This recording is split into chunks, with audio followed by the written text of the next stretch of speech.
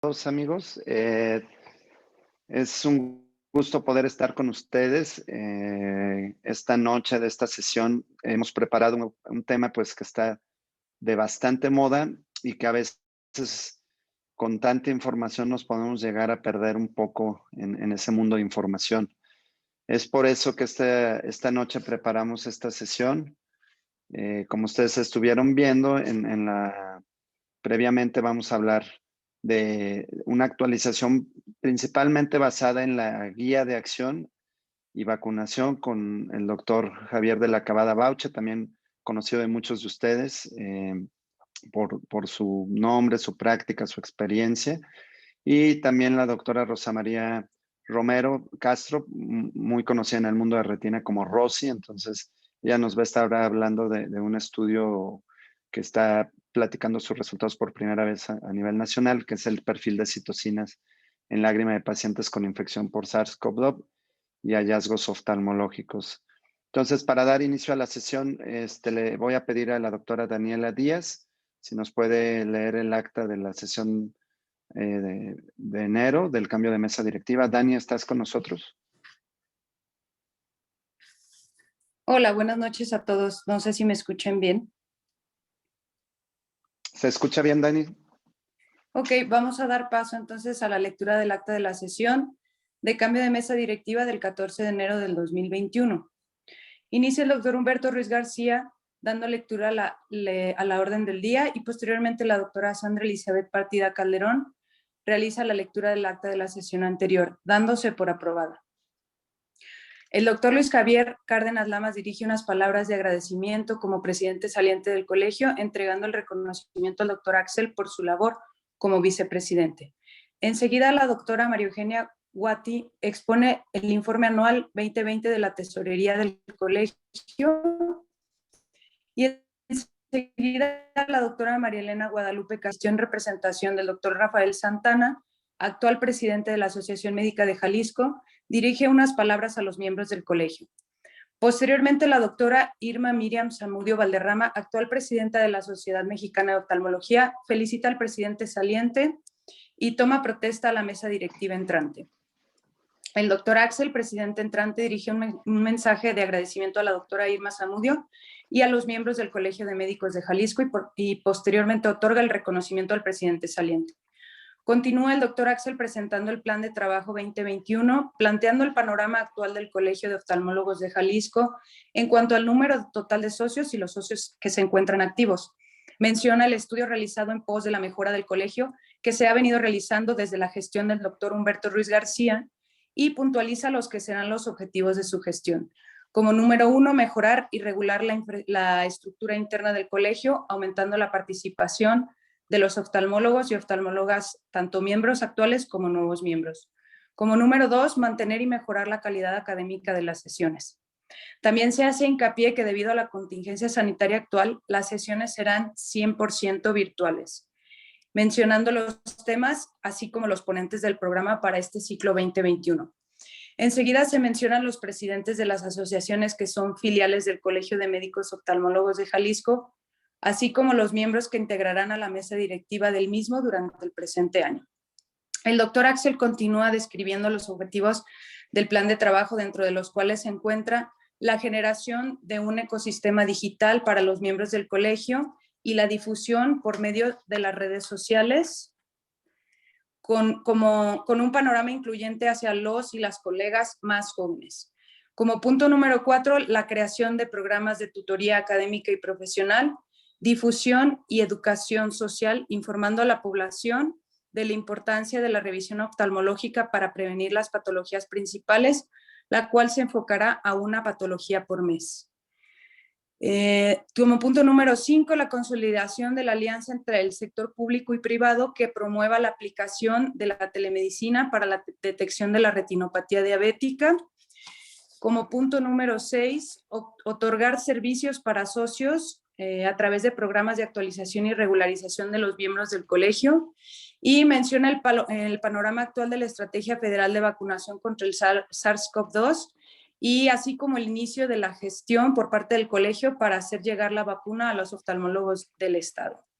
Como punto número 7, la revisión y modificación de estatutos, incluyendo los apartados de las sesiones virtuales y la modificación del logotipo del colegio. Finalmente, el doctor Humberto Ruiz García cierra el evento agradeciendo a todos los asistentes y felicitando a la mesa directiva entrante. Y se da por terminada la sesión. Muchas Queda gracias, aprobada. Dani. El acta. Vamos a mandar a través del chat los socios activos, favor de ver en el chat para nosotros hacer la contabilización de la votación de la aprobación del acta. Y más adelante en asuntos varios vamos a compartir un poco de lo que ya se está haciendo como en el proyecto digital para poder contar con votaciones. Sin más preámbulos, vamos a pasar a nuestra sesión, no sin antes me gustaría presentarles a nuestros dos profesores del día de hoy. Primero nos va a hablar de la guía de acción práctica y particularmente el panorama actual de la vacunación COVID, el doctor Javier de la Cabada Bauche, quien es médico internista, quien hizo también la especialidad de infectología y actualmente pues se encuentra en su práctica privada en el Hospital Ángeles del Carmen, y así como en el Hospital Real San José, donde funge como jefe de unidad de cuidado de antibióticos. Y pues más allá de muchas cartas que les podemos presentar, creo que todos aquí en Jalisco conocemos su labor como infectólogo y su gran trayectoria. Y también tenemos el honor de que nos acompañe, como les mencionaba, la doctora Rossi, que se encuentra actualmente como jefa de oftalmología de la unidad del CIENI en el Instituto Nacional de Enfermedades Respiratorias en la Ciudad de México, y también con su práctica privada en el Estado de México, en la ciudad de Toluca. Y nos va a hablar, además de los hallazgos oftalmológicos asociados, quien dio una excelente plática el día martes en la Sociedad Mexicana de Oftalmología. Para todos ustedes que tuvieron oportunidad de ver, habló ampliamente de las manifestaciones en fondo de ojo en los pacientes hospitalizados graves por COVID. Y en esta ocasión se va a enfocar en un estudio novedoso acerca del perfil de citocinas de lágrima en pacientes con infección por SARS-CoV-2. Quienes quieran pueden, más tarde les vamos a compartir el link de la sesión de la SMO, quienes quieran ver también su otra plática. Y al final tendremos una mesa de discusión con ellos y se nos suma el doctor Víctor Hugo Ahumada Topete, quien es también infectólogo bastante prominente allá en el ENER, en la Ciudad de México, y donde tendremos oportunidad junto con mi compañera Dani y Mario de poder discutir con ellos. Y pues bueno, le cedo la palabra, Javier. Si quieres, voy a dejar de compartir pantalla para que nos puedas compartir tu pantalla, y te cedo la palabra. Muy bien, gracias Axel, gracias a todos por participar en la presentación el día de hoy. Gracias Víctor por acompañarnos, es un gusto. Ya se está compartiendo ahí, ¿verdad? Es bien. Correcto, ya vemos tu pantalla. Entonces, pues bueno, vamos a hablar sobre todo lo que tiene que ver con SARS-CoV-2, COVID-19. Como todos hemos visto, hay una batalla interminable de noticias falsas, noticias ciertas, desinformación, mitos, y ahora con estas redes sociales, a diferencia de otras décadas, ¿no? Y esta accesibilidad a la información o el acceso tan fácil que es meternos en internet, mandar un WhatsApp, reenviar un dato que ni siquiera sabemos si es correcto, si es real. Pues hemos vivido muchísimas cosas durante toda esta pandemia. Todos les ha tocado esta carrusel, ¿no? De sube y bajas de toda esta información desde marzo del año pasado. Los zapatos, la ropa, las superficies, el COVID, la transmisión, la mortalidad, ver los chinos muriéndose en la calle y dices, híjole, qué miedo cuando llegue esto, y luego llega, y ustedes lo han vivido igual que uno en carne propia, ¿no? Entonces vamos a hablar un poco sobre generalidades de este virus. Traté de hacer un resumen, pero bueno, aquí nada más en PubMed, al poner SARS-CoV-2, y como una búsqueda, si se fijan en el 2019, pues prácticamente había 300 artículos al año que se publicaban, cerca de entre 200 y 300 publicaciones al año. Y bueno, desde el año pasado, 2020-2021, se han publicado más de 61,000 artículos que podemos ver en la Librería Nacional de Medicina de Estados Unidos. Entonces, muchísima la información que tenemos. Como saben, COVID afecta a tantos órganos que cada subespecialidad publica los hallazgos que están encontrando y eso hace mucho más rica toda esta información que tenemos disponible. ¿Qué ha pasado hasta el día de ayer, 10 de febrero? En Johns Hopkins, en este mapa que es un gran recurso para todos, estar viendo qué es lo que sucede en el resto del mundo. Vemos que van 100 millones de casos, ¿sí?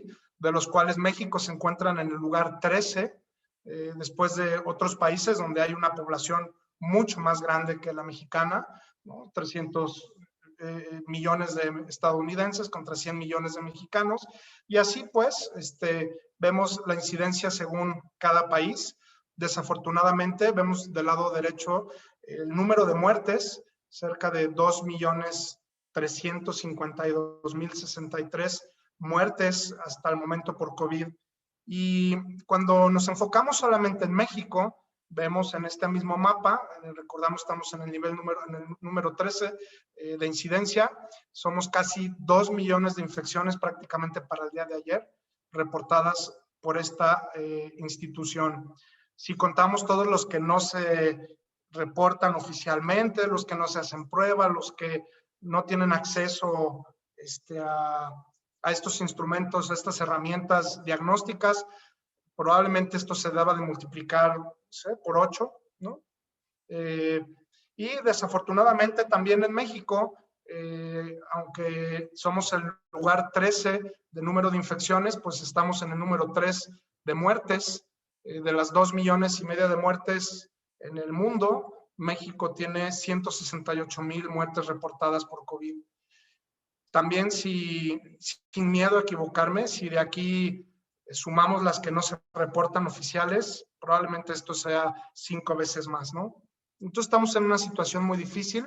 Desafortunadamente en México es donde más médicos fallecen, ¿no? Y hablando en esta publicación en la que nada más nos dan estos datos estadísticos, en donde se mueren más médicos por COVID, México encabeza esta lista.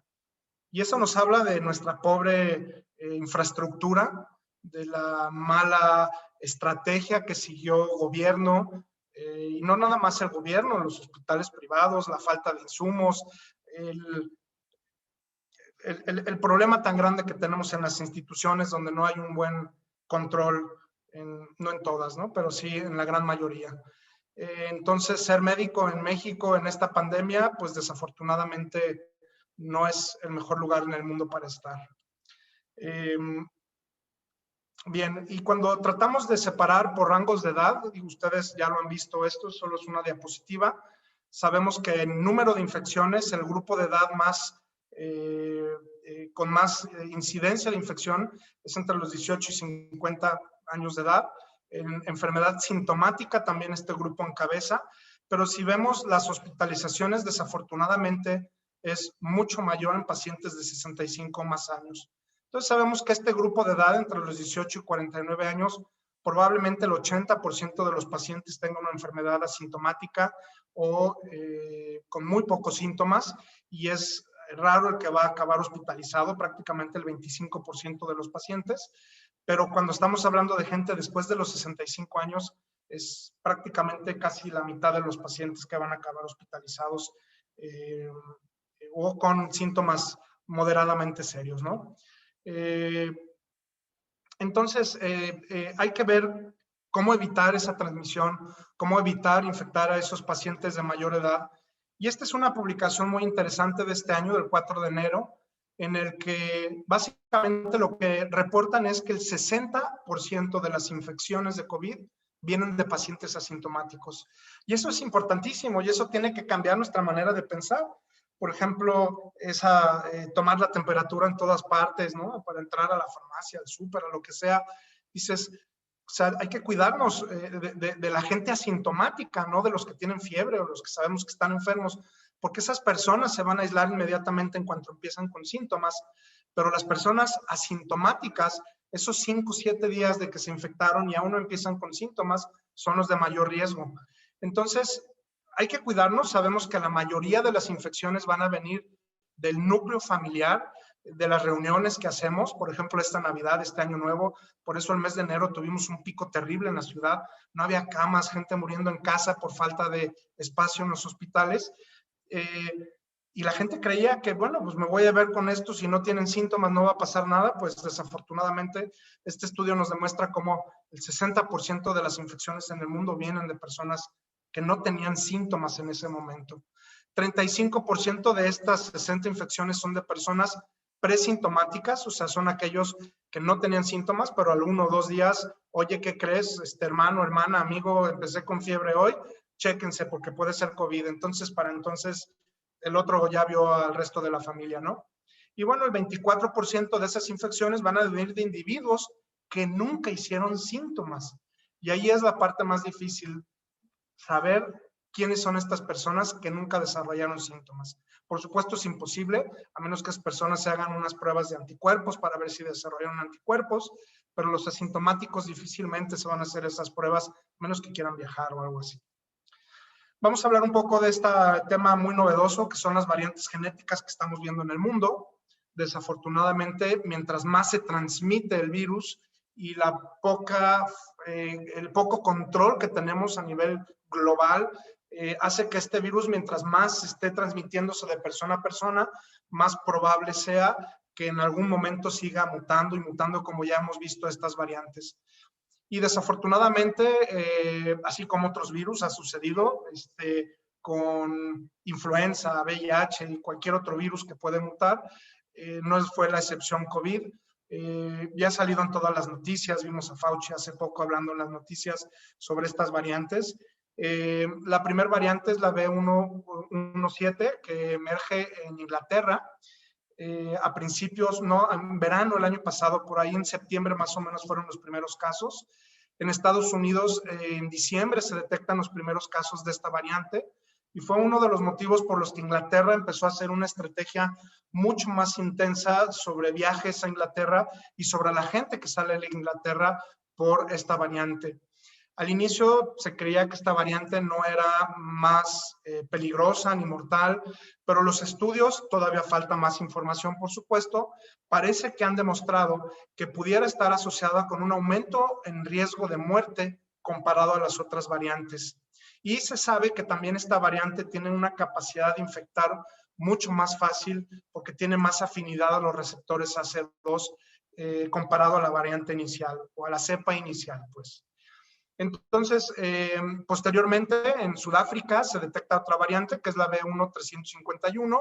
Es muy independiente a la B117, pero tienen algunos genes que también pueden compartir y sabemos que esta variante también llegó a ser mucho más peligrosa. Desafortunadamente las vacunas, ciertas vacunas ya no cubren esta variante, a diferencia de Inglaterra, que las vacunas de Astra, por ejemplo, sí protegen contra esta variante. Esta de Sudáfrica, vieron que no era igual de efectiva la vacuna de Astra. Y ese es el miedo, ¿no? Que las vacunas y lo que se está haciendo ahorita para contener la enfermedad, después no tengan ni un efecto porque fueron tantas las variaciones que ya no tienes actividad. Esta variante empieza en Sudáfrica y en Estados Unidos la detectan a finales de enero. Fueron los primeros casos que detectaron. Al igual que la cepa brasileña, también a finales de enero la encontraron ya en Estados Unidos. Esta es una cepa que inicialmente la encontraron en viajeros de Brasil que fueron a Tokio, fueron a Japón, y ahí los detuvieron y vieron que tenían ciertas mutaciones. Parece que esta no es más agresiva y más mortal, pero bueno, también es una variante que está detectado. Y estoy seguro que estas variantes, por supuesto, van a llegar a México, o ya llegaron. A ver si Víctor tiene un poquito más de información sobre esto ya en la mesa de discusión, pero por supuesto tienen que llegar al resto del mundo como fue así en su inicio COVID. Entonces, AstraZeneca demuestra que sí puede ser efectiva su vacuna en contra de esta variante de Inglaterra, pero ellos en esta misma publicación un editorial, perdón, del New York Times, sí comentan que en Sudáfrica tuvieron que detener el uso de la vacuna de AstraZeneca porque los datos preliminares mostraron que era menos efectiva para los casos de la variante sudafricana. Entonces eso nos pone en un problema terrible, porque no existe aún un tratamiento que pueda curar esta enfermedad desde el inicio de la enfermedad. Todos nos hemos enfocado en manejar las complicaciones del COVID y en prevenir la enfermedad con vacunas, con distanciamiento, cubrebocas, por supuesto, pero una de las estrategias que era una gran apuesta a esta vacuna, ahora con esta variante deja de ser efectiva. Para platicar un poco sobre el diagnóstico, porque también es un tema en el cual recibo muchas llamadas. Esto desde el inicio ha generado muchísimas dudas, muchas preguntas que hasta la fecha me hablan cirujanos. Oye, Javier, salió positivo esto y esto, ¿qué podemos hacer? Espero tratar de aclarar un poquito de algo de esta información. El diagnóstico de COVID, si recuerdan, al inicio fue todo un tema conseguir los PCRs, quién los hacía, ¿no? Y luego las pruebas rápidas, todo un tema de gobierno politizado, que si las compraban, que si no, híjole, fue todo un caos. Pero bueno, tenemos varias maneras de hacer diagnóstico de COVID. La que utilizamos aquí en Guadalajara, en los laboratorios más conocidos, es el PCR. El PCR nos toma cerca de 6 a 8 horas, aunque aquí lo reportan un día después. Algunos laboratorios que no lo hacen ellos, que no tienen la tecnología para hacer esto, lo mandan a otros estados o a otros laboratorios de maquilar y tardan 3-4 días. Lo cual, por supuesto, pues eso es una respuesta muy lenta. Pero es la prueba probablemente más sensible que tenemos, que se hace aquí. No hacemos otras pruebas de secuenciación genética, hacemos una prueba de antígeno también. Esta prueba de antígeno es mucho más rápida y ahora salieron pruebas que son muy cómodas que podemos hacer en casa. Pero estas pruebas de antígeno, vamos a platicar un poquito más adelante, son un poco menos sensibles. Entonces, hay que diferenciar entre el diagnóstico de la enfermedad aguda o saber si ya tengo anticuerpos, que es para saber si ya salí de la enfermedad o ya generé anticuerpos. No basamos el salir del aislamiento con una prueba de PCR, porque hay algunos pacientes que pueden durar.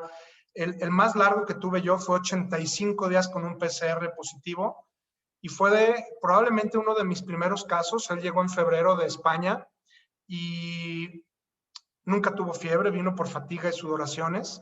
Le hicimos un PCR y en ese entonces creíamos que necesitábamos un PCR negativo para salir del aislamiento y le hacíamos uno cada 2 o 3 semanas. Si se han hecho un PCR, es una prueba tremendamente incómoda. Recuerdo al paciente que estaba cansado de los PCRs, pero bueno, así hacíamos las cosas en ese entonces. Ahora sabemos que no, que más o menos 13 días después del inicio de la enfermedad ya no contagias, independientemente de tu PCR o no. No necesitamos anticuerpos para ver si ya puedes salir del aislamiento. Prácticamente todos los pacientes van a ser anticuerpos. Los anticuerpos son duraderos, los anticuerpos duran cerca de 3 meses y después ya empiezan a bajar. El título, porque es otra pregunta que me hacen mucho, Javier, tenía 7, ahora tengo 3, ahora tengo 2. Al final les contesto, mientras estés positivo, tienes anticuerpos. Todos nos tenemos que seguir cuidando hasta no tener un control de este virus a nivel mundial. La enfermedad aguda, por supuesto, va a ser diagnóstico por PCR. Vamos a hacer un hisopado nasofaringio y ahí vamos a mandarlo al laboratorio. Y la otra técnica va a ser a través de un antígeno de COVID, el cual es nasal, y también puede ser hecho en casa. Si yo quiero saber si tuve memoria, no para hacer diagnóstico de enfermedad aguda de COVID, solo para memoria voy a hacer mi prueba de anticuerpos IgG y IgM, que también se pueden hacer en casa o a través de ELISA en el laboratorio, que son mucho más sensibles que la prueba que se hace en casa. Esta diapositiva la han visto cientos de veces, me imagino, es las consideraciones temporales para el diagnóstico. Entonces tenemos aquí el momento de la infección, ¿sí? Antes de iniciar con los síntomas, por supuesto, tengo una enfermedad presintomática. Empiezo con los síntomas y de ahí empiezo a contar mi día 1. Por supuesto, yo ya tengo el virus replicándose desde antes y yo puedo detectar en este momento a través de un PCR la presencia del virus. Empiezo con síntomas, por supuesto aquí el PCR va a estar positivo, la prueba de PCR va a bajar más o menos a la 3ª o 4ª semana, algunos pacientes pueden durar un poco más tiempo. pero los anticuerpos hasta el día 7, día 10 es que van a salir positivos. Hay pacientes que tardan hasta 4 semanas en tener anticuerpos positivos, entonces nada más es repetirlos. Pero bueno, ¿cuándo hacer el PCR y cuándo hacer la prueba de antígeno? Ambos, tanto el RNA y la prueba de antígeno, van a ser detectables desde antes de empezar con los síntomas. Nada más, sí es muy importante saber que la prueba de antígeno va a bajar mucho más rápido que el PCR, que va a durar un poco más tiempo, y es más confiable la PCR. Entonces, esto nos lleva a la pregunta que muchos tienen, que es si la prueba de antígeno, por su pobre sensibilidad, es una prueba inútil, ¿no? Y bueno, esta publicación, el CDC, ellos que están publicando cada semana esta publicación del Morbidity and Mortality para todas las enfermedades, nos comentan que esta prueba de Abbott, que es una prueba de antígeno rápida, tiene una sensibilidad nada más del 64% en pacientes con síntomas. Pero si los pacientes no tienen síntomas, baja 35%. Entonces, imagínense, una prueba con esta poca sensibilidad, se nos van a escapar muchos pacientes y no es una prueba para decirle a alguien, ok, vete a trabajar, vete a tu oficina, vete con tus papás de 80 años, vete con tus abuelos, porque pueden estar infectados. Es una sensibilidad muy baja. Esta misma prueba, si nosotros tratamos de apoyarnos con los CTs, que son los ciclos, ¿no? que tiene que tomar un PCR para salir positivo, si yo pongo un nivel de 30 CTs, mi sensibilidad es del 93%, es altísima, pero eso significa que tengo una carga viral muy alta. Por eso aumenta la sensibilidad de una prueba de antígeno. Pero si yo no hago una prueba de CTs, o sea, no tengo un control de CTs como una cohorte, como un nivel de límite, entonces la sensibilidad baja al 50%. O sea, eso y un volado prácticamente es lo mismo. Nada más, pues el volado con una moneda de $1 es más barato. Entonces, muchos, como ejemplo la opinión de Michael Mina, una profesora en Harvard, nos dice, no me importa si alguien se infectó hace 2 semanas, lo que quiero saber es si la persona a la que le estoy haciendo la prueba en ese momento necesita aislamiento. Entonces, probablemente esta prueba sea útil para valorar también aislamiento en algunos pacientes y cuando tenemos saturadas las áreas de COVID, a ver a quién podemos pasar a piso. Si tengo una prueba de antígeno, nada más para aclarar, y tengo síntomas y estoy positivo, tengo COVID. O sea, es muy específica. ¿Sí? Pero si mi prueba está negativa, tengo que confirmar esto con un PCR, ¿ok? Entonces, muchos pacientes, oye, Javier, tengo fiebre, dolor de cuerpo, dolor de cabeza, como una sensación de gripa, me hice el antígeno y estoy negativo. No tengo COVID, ¿verdad? No, sí tienes COVID. Ahorita no he visto ni un caso de influenza en lo que va del año. Hay que confirmarlo con un PCR. Pacientes que me hablan, Javier, estoy asintomático, pero me habló ayer mi hermano que salió positivo para COVID y lo vi el fin de semana. ¿Qué hago? Entonces es un contacto y es un asintomático. Si está negativo, no hay evidencia suficiente en ese momento, pero probablemente lo ideal sea que se aísle y se repita la prueba. Si está positivo, hay que confirmarlo con una prueba porque está asintomático. Y si es un paciente asintomático que no ha tenido contacto con nadie, que está muy bien guardado en su casa y que se la hizo nada más por hacérselo, si está negativo, no tiene. Si está positivo, hay que confirmarlo con un PCR. Entonces ahí es donde dices, bueno, si todo lo tengo que confirmar con un PCR y solo en los sintomáticos no tengo que hacer una confirmación, ahí es donde duda la efectividad de esta prueba. Platicando un poco sobre vacunas, que es otro tema ahorita que son miles de llamadas diario, miles de WhatsApps. Javier, ya llegó la vacuna, ¿qué hago? ¿Me la pongo? ¿No me la pongo? Vamos a platicar un poquito de qué pasa. Estamos todos hechos bolas, hay muchas marcas, hay diferentes eficacias, eficiencias, hay que si el 60% me cubre, si el 70%, que CanSino, que si Astra, que llegó la de Pfizer, que me están ofreciendo Moderna, que me voy a Estados Unidos. Al final es una confusión para muchas personas. El concepto de la vacunación nace de este punto en el que queremos tener una inmunidad en rebaño más alta para tratar de disminuir la tasa de infección. Y este es un ejemplo muy sencillo. Si yo tengo esta tasa de 4, o sea, que una persona me va a infectar a 4 personas, esta persona me va a infectar a otros 4, a otros 4, a otros 4 y así, ¿no? A otros 4 cada uno. Entonces, si yo vacuno a la población general, a los de alto riesgo, a las personas que no pueden quedarse guardadas en casa, entonces yo voy a tener a personas inmunes. Y si tengo a esta persona enferma, solamente me va a contagiar a uno de esos 4. Y esta persona me va a infectar probablemente a 4 solamente, pero ya no va a haber un grupo tan grande. Y así como en rubiola, en sarampión, en influenza y en muchas otras enfermedades, nos sirve esa inmunidad de rebaño. En COVID creemos que esa va a ser la solución para controlar esta pandemia. Esto siempre y cuando la vacuna se haga a tiempo y no vengan mutaciones que posteriormente no cubran esas vacunas. Entonces de ahí nace la pregunta, ¿qué es más seguro? La inmunidad natural de COVID no es más segura que la vacuna. ¿Y a qué me refiero? Muchas personas se preguntan si es más fuerte tener una respuesta inmunológica por una infección natural o por la vacunación. O sea, a mí ya me dio COVID en octubre, perdón. Entonces, ¿tengo más anticuerpos que alguien que no ha tenido COVID y se vacuna? La respuesta corta es no sabemos. Algunos ejemplos son, por ejemplo, la vacuna de neumococo, ¿sí? Que tenemos una vacuna muy fuerte, que es de Pfizer, por cierto, también. Induce una inmunidad mucho más fuerte que tener una infección por neumococo. Entonces, hay enfermedades que es mejor la vacuna que tener la enfermedad propia. En este caso, algunos artículos por los niveles de anticuerpos que están midiendo, por ejemplo, en la vacuna de Moderna, sí se ha demostrado que los pacientes que se vacunan tienen más anticuerpos que los pacientes que tuvieron la enfermedad. Pero eso solamente son observaciones que no llevan a ninguna conclusión. Sabemos que cuando tenemos una enfermedad leve, la protección inmune va a prevenir para tener una segunda infección. Aunque cuando tenemos esos anticuerpos, por ejemplo, los míos de octubre, me hice anticuerpos en enero, yo ya no tenía anticuerpos. Entonces, mientras más leve o mientras menos grave sea la infección, menos anticuerpos voy a hacer. Por eso ahí sí está recomendado en mi caso que me tuve que vacunar para COVID. Otra pregunta, ¿ya me dio COVID? ¿Es seguro que me vacune? Y eso es, todos los días me preguntan. Por supuesto que es seguro. Y si sí, ¿cuándo me vacuno? Entonces la respuesta es sí, es seguro y probablemente tiene un beneficio bastante mayor. Y cualquier persona que ya tuvo COVID, a los 15 días se puede poner la vacuna. ¿Cuál? La que consigan.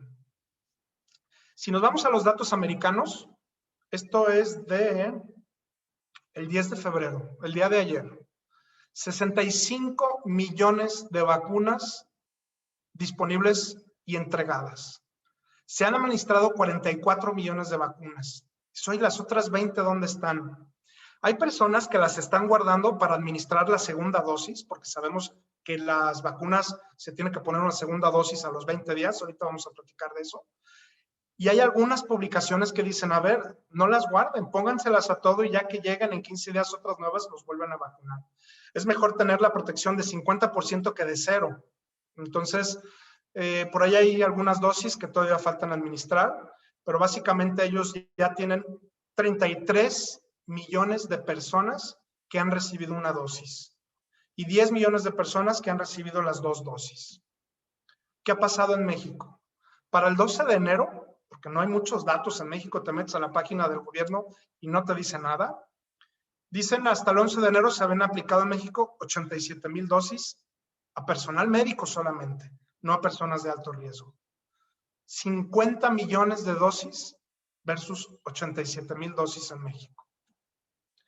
Esta es una publicación del 9 de febrero, hace 2 días, en El Economista. Dicen, hay más personas vacunadas que casos activos de COVID en México, según López-Gatell. Él dice que hay 79,000 personas que han completado su esquema de vacunación de 2 dosis. 79,000 personas hasta febrero versus 50 millones en Estados Unidos. Y la vacuna nace específicamente la de Pfizer Biotech por un turco, ¿no? Esto es en 1960, cuando hay una migración de turcos muy fuerte a Alemania, y se viene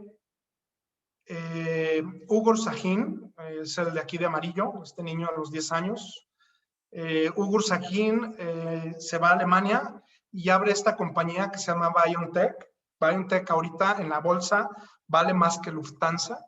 Ellos son los que desarrollaron la tecnología para estas vacunas de RNA, con la cual se asoció Pfizer para estar vacunando ahorita al mundo.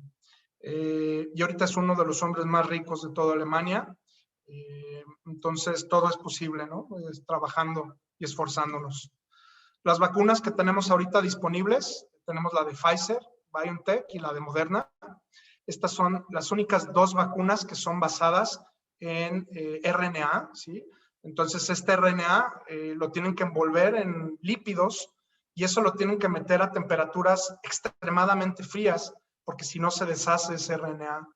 Entonces, este RNA entra al cuerpo, entra al citosol, nunca entra al núcleo, porque esa es otra pregunta. Javier, ¿me cambia mi material genético? Por supuesto que no, no entra al núcleo, entra al citosol, donde ahí van a ocurrir ciertos pasos en el que se va a destruir, o el ribosoma va a empezar a construir el material que le está diciendo este RNA, y va a producir los spikes del virus, los cuales el cuerpo los va a reconocer como externos, y el cuerpo, al presentarlos en la superficie, va a atacarlos y va a crear anticuerpos en contra de esos spikes del virus, para que cuando el virus entre al cuerpo, el organismo ya tiene defensas en contra de él.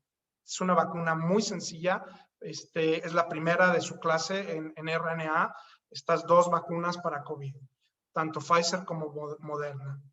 Hay otras vacunas que funcionan como otros mecanismos más antiguos. Hay algunas que llevan adenovirus, y estos adenovirus pueden ser desde chimpancé o Gamaleya, el Instituto Gamaleya, que es la Sputnik. Tienen dos diferentes adenovirus, porque si yo pongo la primera vacuna con un adenovirus y hago anticuerpos contra ese adenovirus, la segunda vacuna tiene que ser un adenovirus diferente, porque si no voy a atacar al adenovirus y no va a ir a dejar ese adenovirus a toda la material viral que necesitamos para producir esos anticuerpos. Entonces, estas vacunas, Astra, Johnson & Johnson, CanSino, que es probablemente la que llegue a México, y Sputnik, que es también la que creo que se compró varios millones de piezas para que vengan a México, son con un vector viral y también requieren 2 dosis. Hay una muy buena que es Novavax. Novavax probablemente esté disponible para finales de este verano. No usa material genético a diferencia de estas dos vacunas.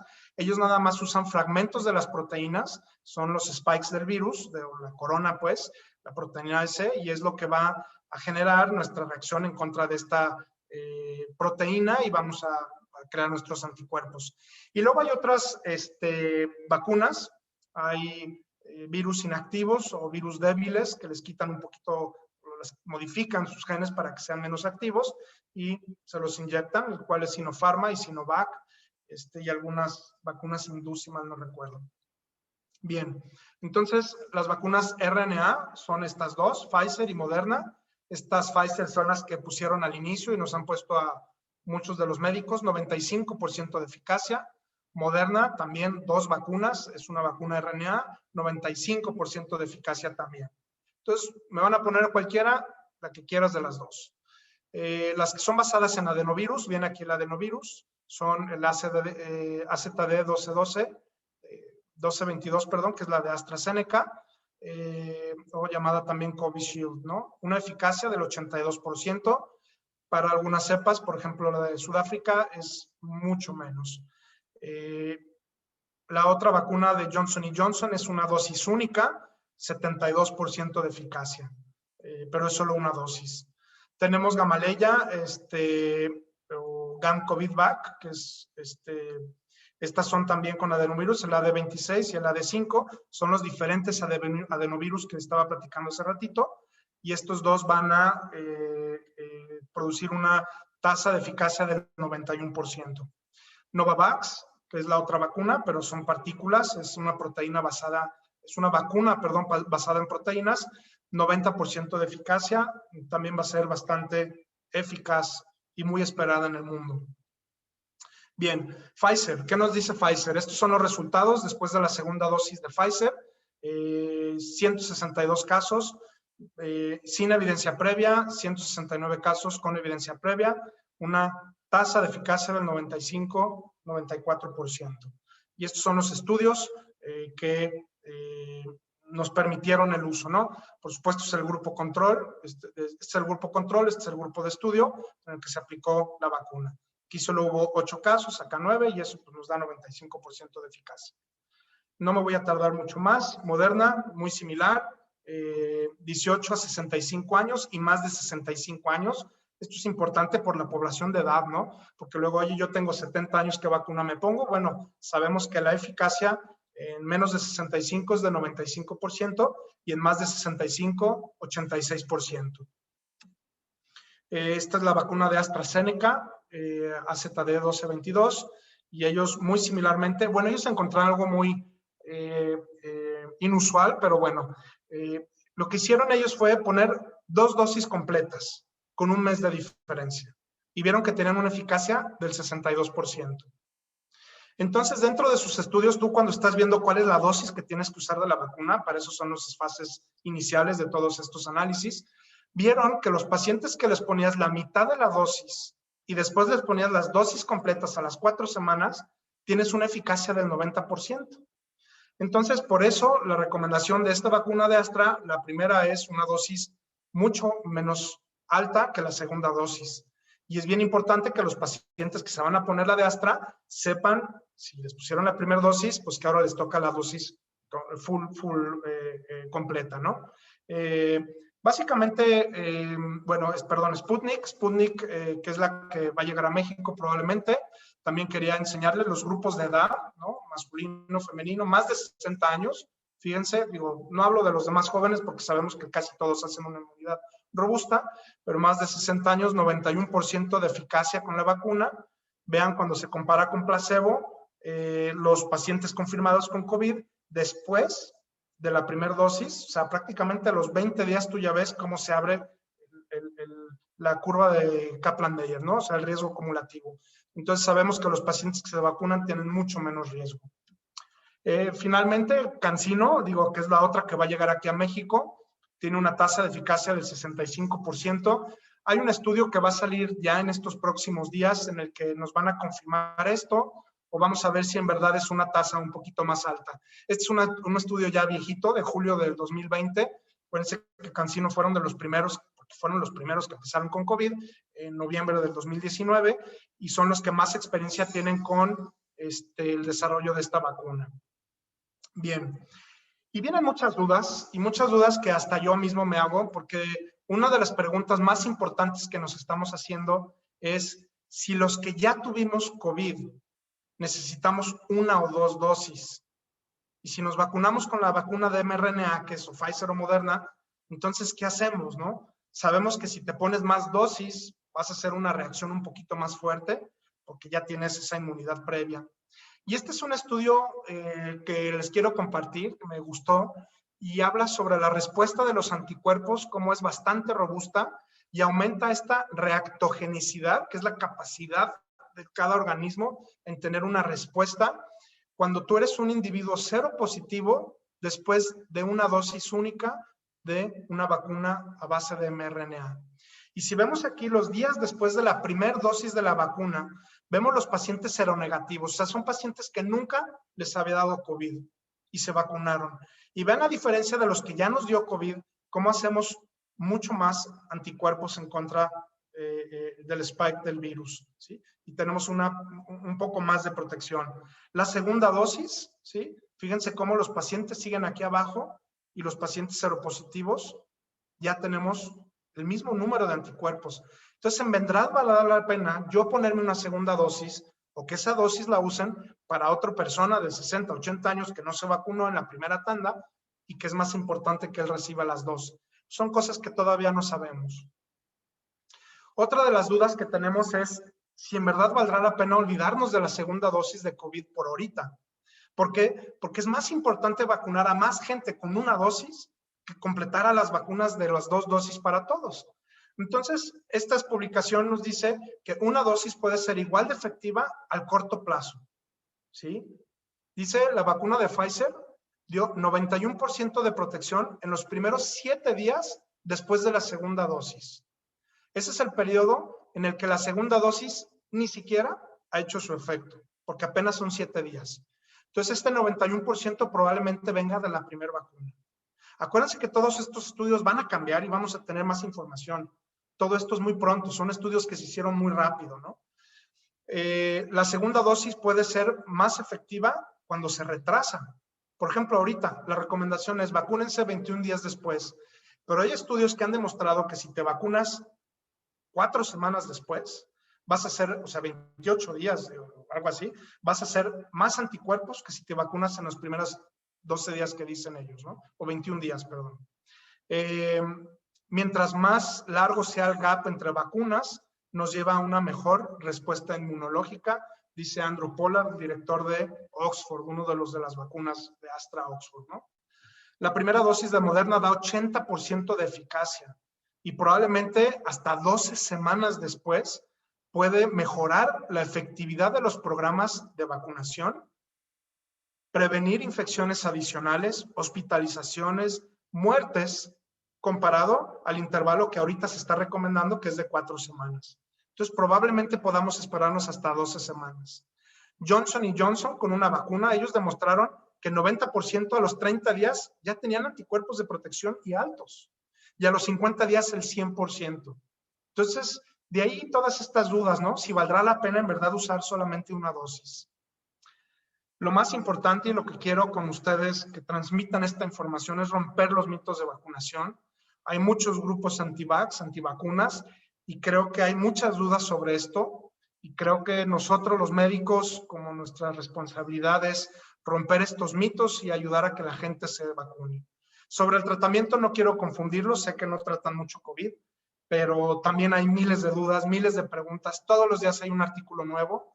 El manejo general básicamente es medirles la oximetría, medirles el pulso, medir la temperatura y medir la frecuencia respiratoria. Vitaminas, hay estudios que dicen que sí, hay estudios que dicen que no. Darles vitamina C, vitamina D, zinc, por supuesto no tiene ningún efecto adverso y probablemente les pueda ayudar sobre todo a ese efecto placebo y a la tranquilidad del médico de que le estás dando algo a tu paciente. Colchicina en algunos estudios, por ejemplo el Colcorona, ellos dicen que sí tiene una efectividad en evitar pacientes que se pueden complicar, entonces a lo mejor en pacientes de alto riesgo pudiera ser efectiva. Ivermectina guía las recomendaciones del IDSA y del CDC. Ellos dicen no se recomienda el uso de ivermectina para tratar pacientes con COVID, excepto que lo metas en un ensayo clínico. ¿Por qué? Porque necesitas 100 veces la dosis que se está probando para humanos. Entonces, no alcanzamos estas dosis, no tiene ni un sentido de ivermectina. Lo que sí es no dar antibióticos. Es impresionante la cantidad de recetas que veo de gente que les dan antibióticos para COVID, sobre todo acitromicina. ¿Por qué? Porque al inicio se usaba acitromicina con hidroxicloroquina y la gente se quedó con la idea de que es un antibiótico que sirve para COVID o que tiene un efecto antiinflamatorio. No hay evidencia. Hay un estudio muy bonito de nutrición en el que demuestran cómo incluso dando antibióticos les va un poquito peor. No iniciar esteroides de manera temprana. También muchos pacientes les empiezan dexametasona el día que les hacen la prueba de COVID. Por supuesto, es terrible. Este es el anuncio de Merck oficial. Ellos dicen no existe un potencial terapéutico hasta ahorita para recomendar ivermectina en el uso de esta pandemia por COVID. No hay evidencia significativa para decir que tiene actividad clínica o tiene una eficacia clínica en los pacientes con COVID. Entonces ellos recomiendan que hasta que no haya más estudios, no recomiendan que estén usando su droga ivermectina. La posición es importantísima, pronar a los pacientes. Sabemos que este es un paciente que está en supino, ¿no? Si vemos la capacidad del pulmón, 38%, y si se pone boca abajo aumenta un 56% cuando están pronados, por eso los pronamos, y tiene que ver con el peso de las estructuras en las áreas donde puede respirar el paciente. Los anticoagulantes es todo otro tema. Muchos pacientes reciben anticoagulantes sin factores de riesgo y sin síntomas, se están inyectando enoxaparina. Por supuesto, no está indicada. Hay que guardarlo para pacientes hospitalizados o que requieren oxígeno. Oxígeno en todas sus formas. Luego vino todo el tema de la escasez de oxígeno en Guadalajara. Cilindros, concentradores en 70, 80 mil pesos cuando antes de COVID valían 15 mil. Es oxígeno, hay que dar oxígeno. El uso de los esteroides, hay por ahí algunas guías que recomiendan sacar la relación de linfocitos y neutrófilos para saber qué va a pasar, porque si hay aumento de esta relación, aumenta el riesgo de muerte, y ahí el uso de esteroides está recomendado. Podemos apagar los incendios. Cuando no hay esta relación, hay bajo riesgo de muerte y no se recomienda el uso de esteroides. Entonces, no hay que usarlo con todos, ¿no? El tratamiento farmacológico, algunos pacientes se van a beneficiar de Remdesivir, algunos pacientes de dexametasona o metilprednisolona en su caso. Hay algunas otras alternativas que están en estudio, antivirales, el plasma convaleciente, que ha sido un tema muy controversial. Aquí en Guadalajara nos prohibió Secretaría de Salud hacerlo, fueron a cerrarnos los bancos de sangre, fueron a buscar a un hematólogo muy conocido aquí en la ciudad porque empezamos a usar plasma. Globulina hiperinmune, anticuerpos monoclonales y terapias diferentes, ¿no? Básicamente lo que está en investigación, el Valoxivir, que parece que es uno de los primeros antivirales que van a ser aprobados en contra de COVID. El plasma convaleciente para aquellos pacientes de alto riesgo, aunque todavía no es una recomendación fuerte. El Favipiravir, que se usó mucho en Rusia, en China, que yo lo he utilizado y la verdad es que no he visto tanta respuesta. Por supuesto, hidroxicloroquina, interferón. Hay unos nuevos artículos de interferón alfa que están sugiriendo que lo que hacíamos al inicio de dar interferón era lo correcto. No sé si vayamos a regresar a eso. Lopirrito no sirve de nada, ni tazoxanida o celtamivir no tienen actividad. Remdesivir una actividad muy limitada y muy caro. Los primeros pacientes costaron $1 millón, después 500, después 300, después 100,000 y ahora andan en 30,000 los tratamientos, ¿no?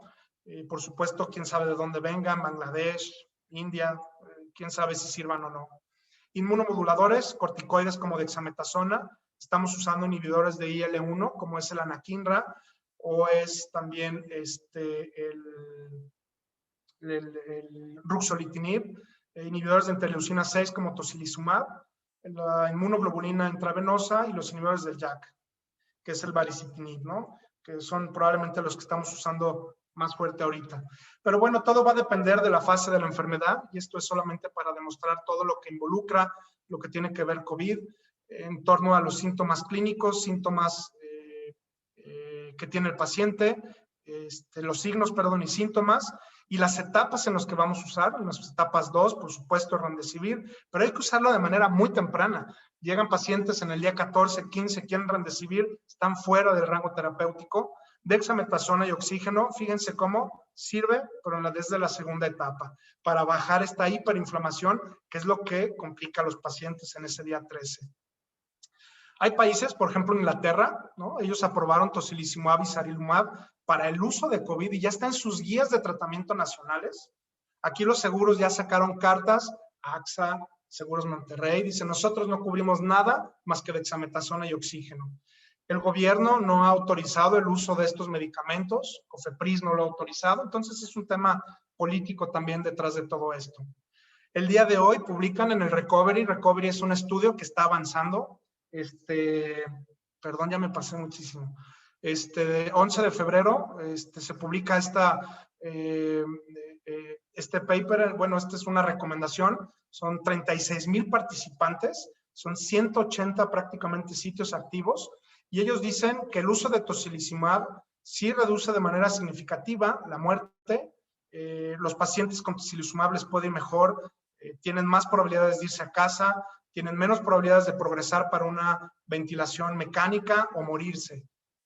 Ya uno cuando lee el artículo no es tanta la diferencia, pero bueno, por lo menos hay algo de esperanza con tocilizumab. Anticuerpos monoclonales, ya no les quito más tiempo, son prácticamente células que hacemos en contra del spike, se las damos al paciente, van y se pegan ahí y el virus ya no se va a pegar al huésped. Entonces, creo que una de las partes más importantes de COVID son los efectos post-COVID, ¿no? Más de 50 síntomas o problemas de efecto crónico que van a tener los pacientes, todo desde fatiga, dolores de cabeza, ansiedad, depresión, insomnio, apnea del sueño, tos, fatiga, polipnea, diarrea, muchísimos síntomas que pueden tener y es por eso que tratamos de evitar al máximo la enfermedad. Hablando del ojo, muchísimas publicaciones encontré, pero bueno, tenemos una experta después de mí que tiene mucho más experiencia. Pero bueno, sí sabemos que las lágrimas pueden promover la migración del virus al sistema respiratorio a través de los ductos nasolagrimales y pues también ser un sitio de contagio, ¿no? Y bueno, creo que las preguntas las vamos a dejar al final para la mesa de discusión. Perdón por tomar un poco más tiempo de lo que me tocaba. No, no te preocupes, Javier, al contrario. Yo creo que has dado un resumen increíblemente práctico para todos nosotros. Yo tuve la oportunidad de asistir en línea al Congreso de COVID español y fueron una semana de temas, entonces creo que hasta grandiosa es la labor de compactar todo y sobre todo bastante entendible. Vamos a pasar directamente con la doctora Rosa María Romero. Rosy, si nos compartes tu pantalla y te cedo la palabra, y al final en la mesa de discusión vamos a tratar sus dudas que ya están apareciendo junto con el doctor Víctor Hugo, que ya se nos unió. Adelante, Rosy. Gracias. ¿Sí se ve mi pantalla? Sí, y te escuchas bien. Perfecto. Bueno, pues muchas gracias por la invitación. Voy a tratar de irme un poquito rápido para que nos dé tiempo a la mesa redonda. Y primero se preguntarán qué hace una retinóloga hablando de lágrima. Era una oportunidad que no podía desaprovechar el tener este mundo de pacientes y el estudiarlos, la presencia del virus y los efectos que tenía. Así que antes que nada, pues soy oftalmóloga, pero los corneólogos me perdonarán si no estoy haciendo las cosas de la forma ortodoxa como ustedes lo harían, ¿no? Empezamos. Bueno, vamos a irnos muy rápido.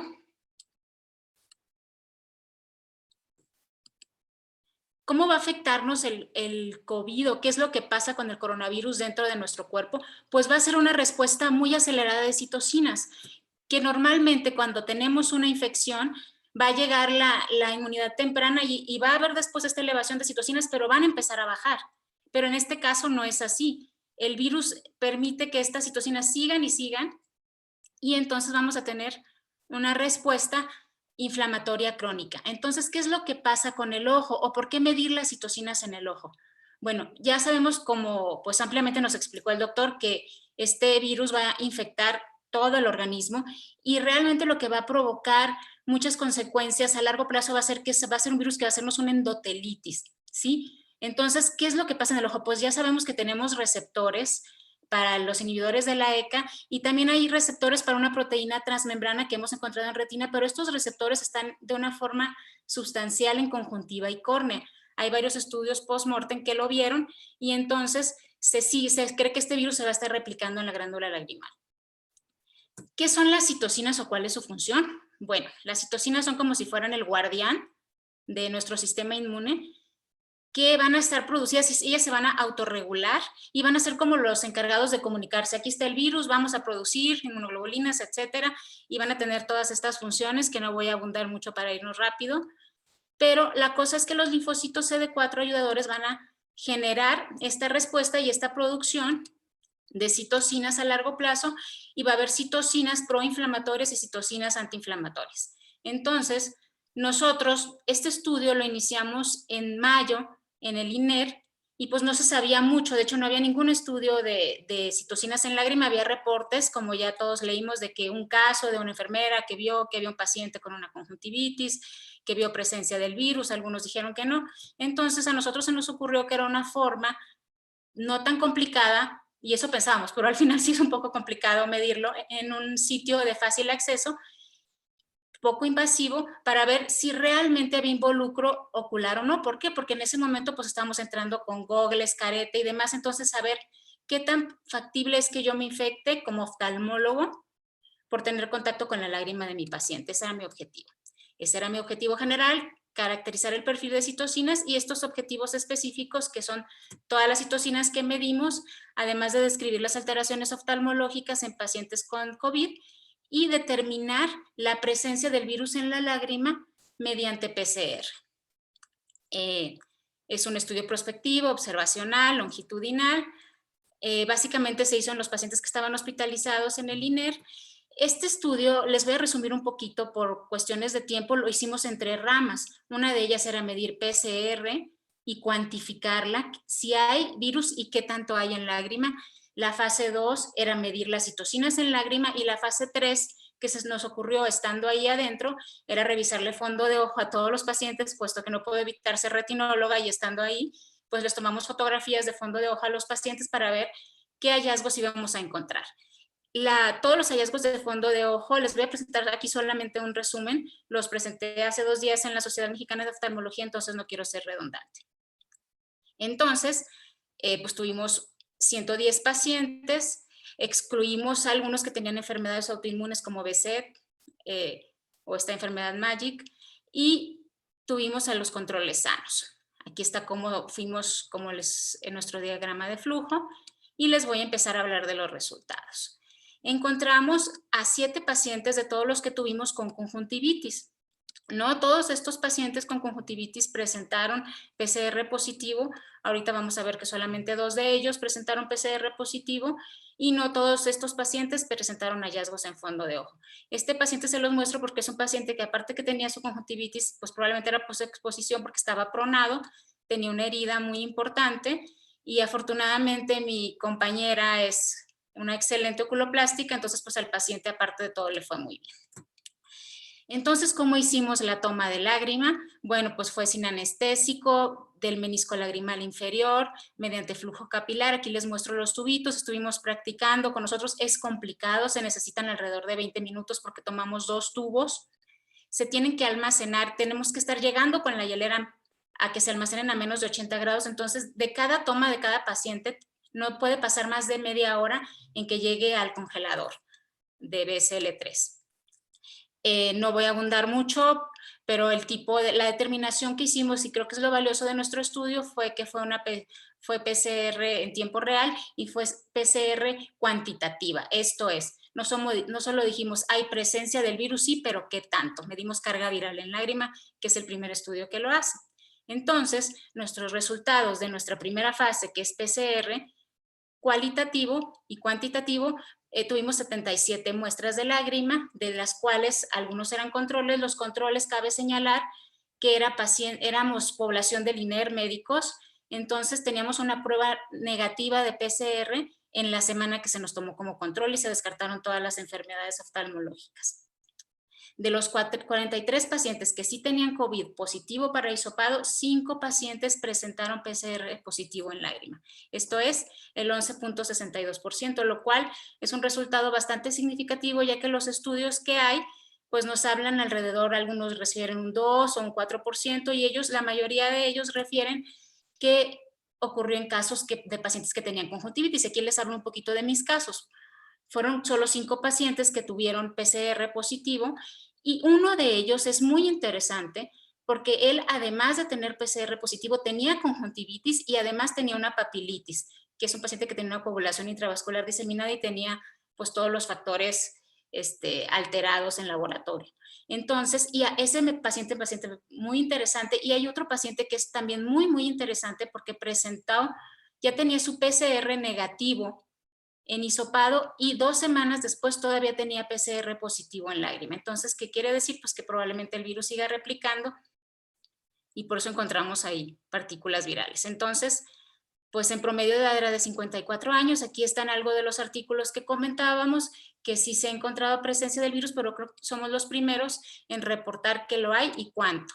Ahí en la diapositiva previa les puse la carga viral. Perdón, me regreso un poquito de rápido, y vemos que la carga viral, que tuvimos cargas virales grandes, aquí están de este lado, y no siempre coincidían con la gravedad del paciente. El paciente que tuvo la papilitis tenía una carga viral baja en lágrima. Aquí están los demás artículos. Entonces, ¿qué concluyó con lo de PCR? Sabemos que hay presencia de virus en lágrima. No hay una correlación directa si tiene conjuntivitis o no. Entonces, tenemos que cuidarnos con todos los pacientes porque pueden ser potencialmente contagiosos. Puede ser una contaminación desde faríngeo, podría ser, pero en este caso que tenemos positivo en lágrima y negativo, pues probablemente el virus haya seguido replicando ahí, y creo que el valor de nuestro estudio es que pudimos cuantificarla. Me voy a ir bastante rápido porque les quiero mostrar lo de citocinas. Decidimos medir citocinas en los pacientes y lo correlacionamos con PAFI, que va a ser un factor de gravedad, con los biomarcadores de severidad, que sabemos que nos van a predecir el estadio del paciente en terapia intensiva y la mortalidad, que son el dímero D, ferritina, procalcitonina, y las comorbilidades que sabemos que son diabetes, hipertensión, las más importantes.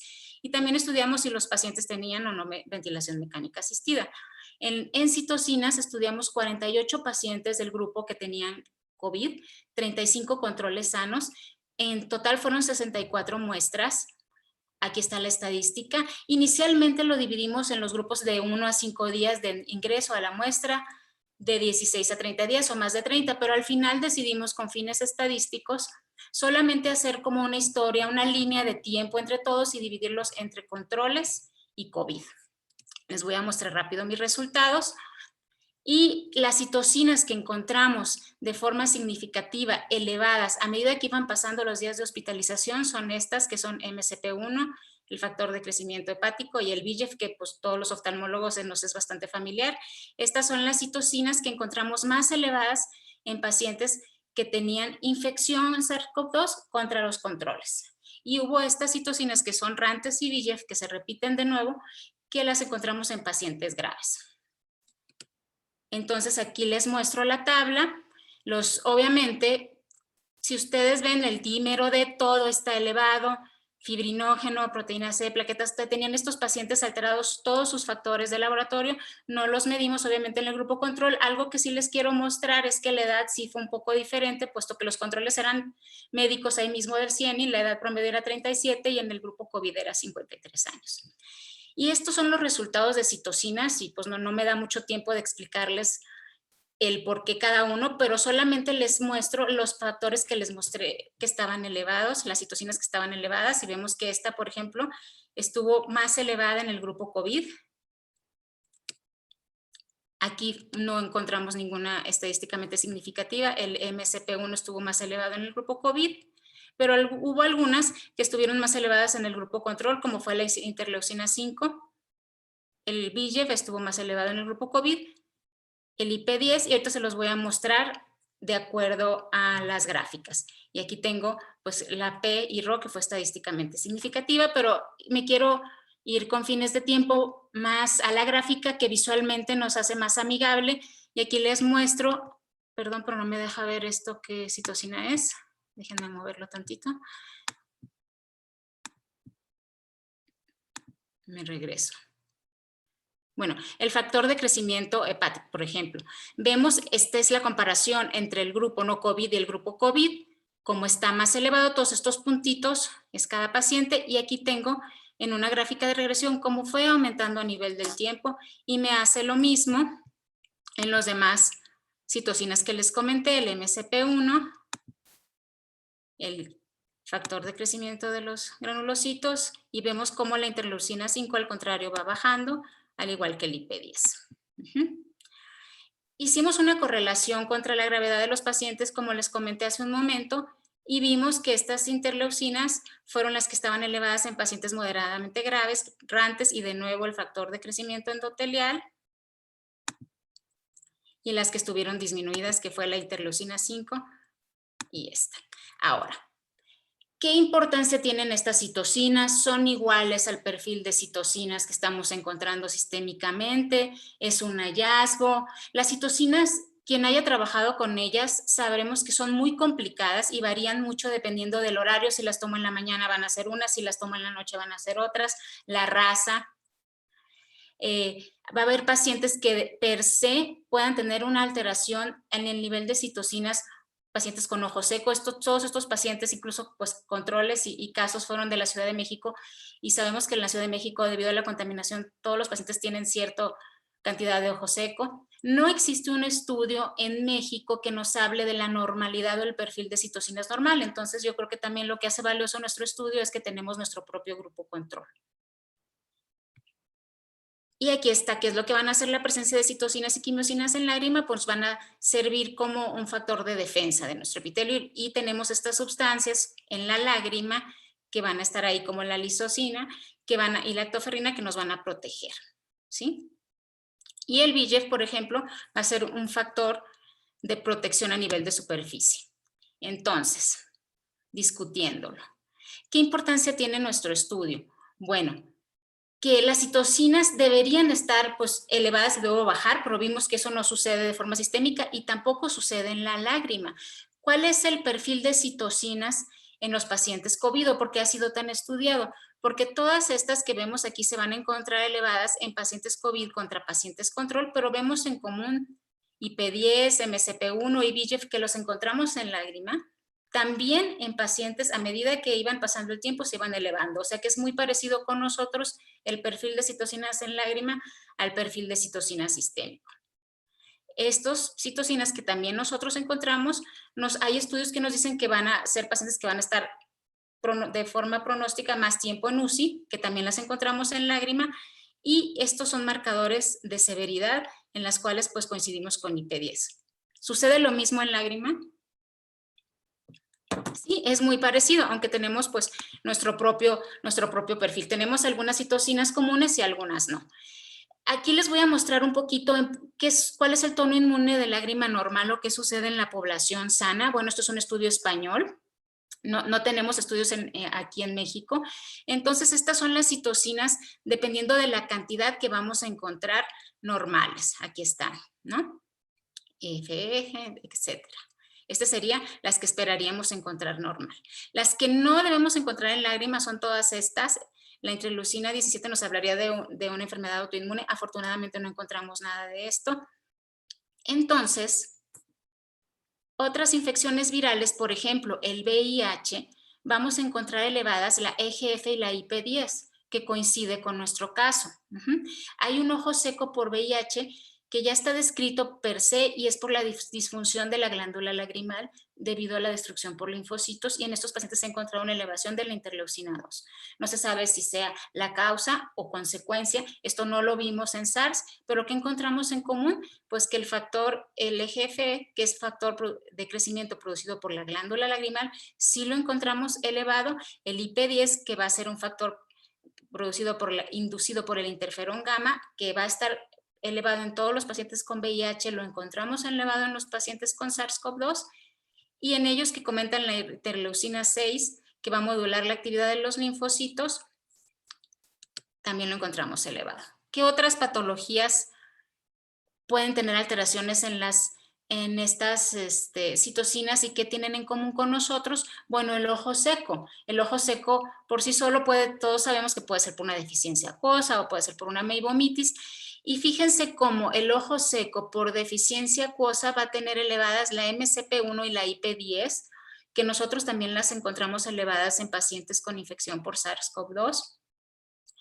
Y no encontramos en común ninguna con meibomitis o con síndrome de Sjögren, que la característica va a ser la interleucina 17.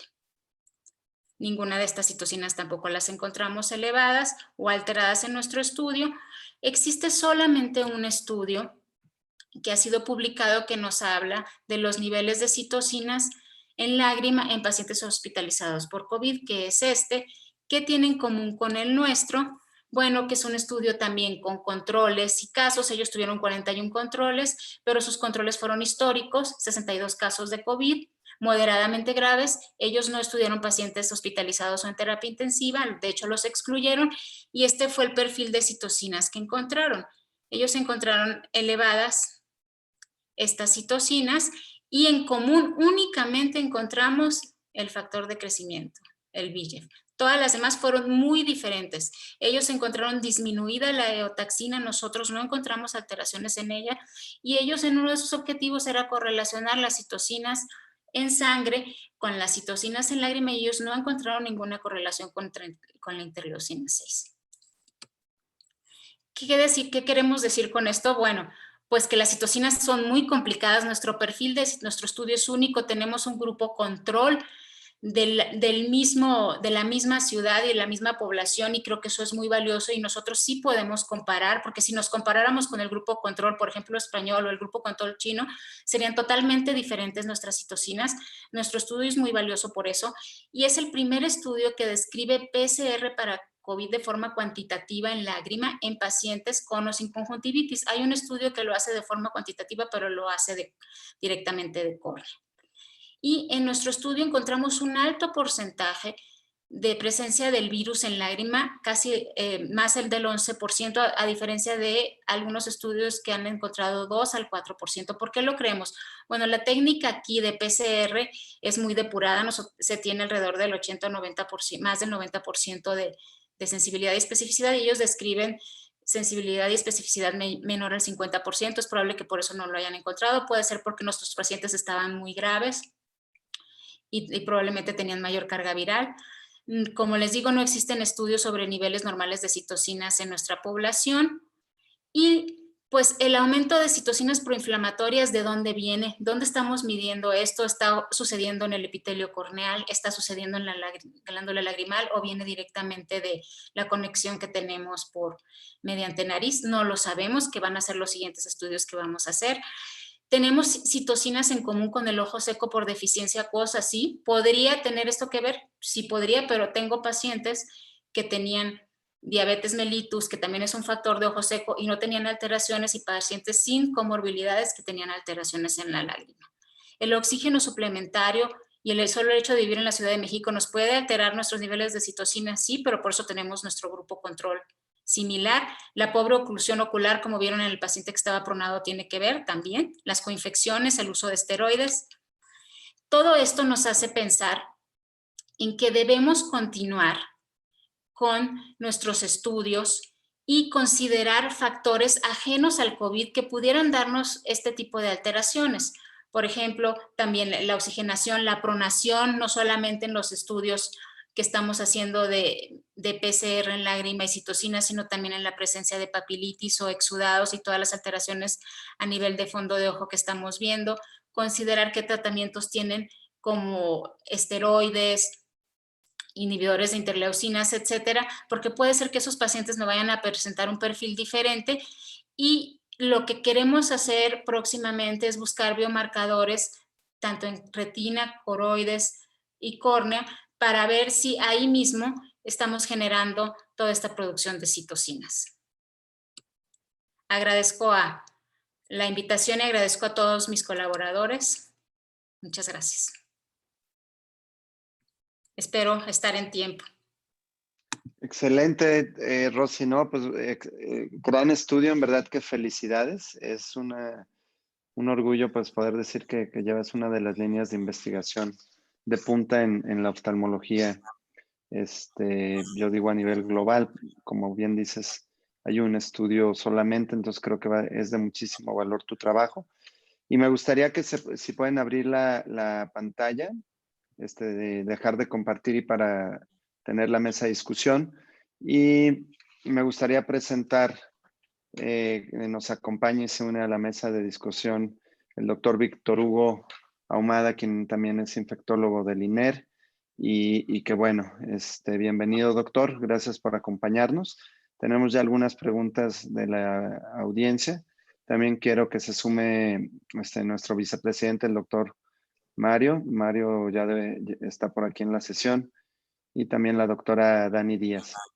Me gustaría para retomar un poco tu estudio, Rosy, si nos das ¿por qué crees que el perfil de citocinas, de acuerdo y contrastando al estudio publicado, fue tan diferente? Sabemos, como ya nos dijiste, que tienen alta variabilidad y hay factores más allá de la misma infección, pero ¿por qué crees que estos resultados que obtuvieron tú y tu equipo de trabajo? Yo creo que porque eran pacientes graves. Alrededor de un 40% de mis pacientes estaban intubados y eran pacientes que probablemente las citocinas, sabemos que no van a estar, como ya comentó el doctor Javier, en la etapa inicial de la enfermedad, sino más se van a elevar más en la etapa hiperinflamación. Entonces, probablemente nosotros tomamos los pacientes ya hospitalizados graves en estadios más tardíos que el otro estudio, que fue más temprano y era un perfil totalmente diferente. Ok, también sí, no sé si Javier, Víctor Hugo, quieran hacerle alguna pregunta o alguna correlación del trabajo de Rosy. A mí particularmente, antes de pasar la voz, me gustaría saber, Rosy, con estos hallazgos que también a lo mejor el peso de tu trabajo es reportar una incidencia más alta de la que se ha publicado en general, donde otros estudios nos hablan de desde el 1, 2 hasta 4%. Tú encuentras prácticamente 10%. No sé, Javier, Víctor Hugo, ¿cómo se traduciría esto al riesgo de contagio ocupacional del oftalmólogo?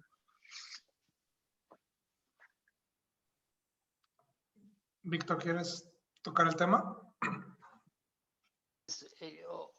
Antes que nada, buenas noches a todos. Gracias por la invitación, Axel.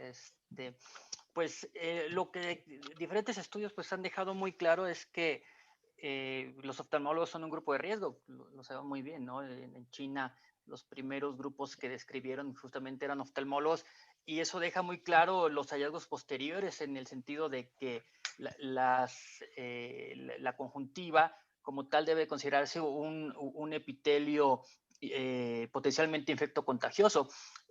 Los hallazgos de Rossi, no sé, también hasta cierto punto tendrían el sesgo de que en el INER recibimos pacientes extremadamente graves, todos en COVID severo, donde por ende la replicación extrarrespiratoria es más esperada que la población general o en personas que tienen cuadros leves de COVID, pero definitivamente en pacientes con enfermedad severa, la actividad que puede haber a nivel de conjuntiva es alta y por ende debe considerarse a la lágrima un fluido infectocontagioso.